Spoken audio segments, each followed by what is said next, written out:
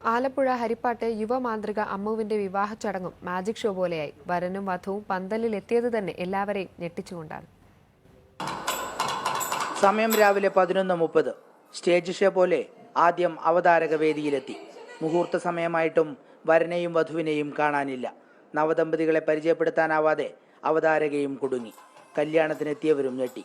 വധുവിനെ ആനയിച്ചു കൊണ്ടുവരാനുള്ള ആളുകളും തയ്യാർ. പക്ഷെ വധുവിനെ മാത്രം കാണാനില്ല. സംഗതി പ്രശ്നമായി.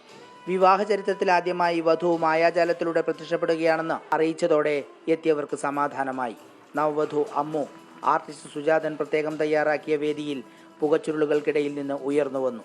ആദ്യം വേദിയിലെത്തേണ്ട വരനെ മാജിക്കുകാരിയായ വധു ജാലവിദ്യയിലൂടെ താമരപ്പൂ വിരിയിച്ച് പ്രത്യക്ഷപ്പെടുത്തി. വധു പിന്നീട് അപ്രത്യക്ഷയായി. വധുവിനെ കാണാതെ വീണ്ടും നെട്ടോട്ടം.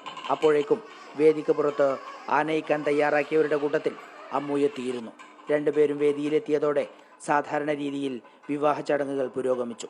എത്തിയവരെല്ലാം യുവമാന്ത്രിക മുതുകുളത്തെ അമ്മുവിൻ്റെയും കോട്ടയം ഇരുവിച്ചിറ സ്വദേശി ആനന്ദിൻ്റെയും കല്യാണത്തിൽ പങ്കെടുത്തതിനൊപ്പം നല്ല മാജിക്കും കണ്ട് ഉഷാറായി സദ്യയും കഴിച്ചു മടങ്ങി.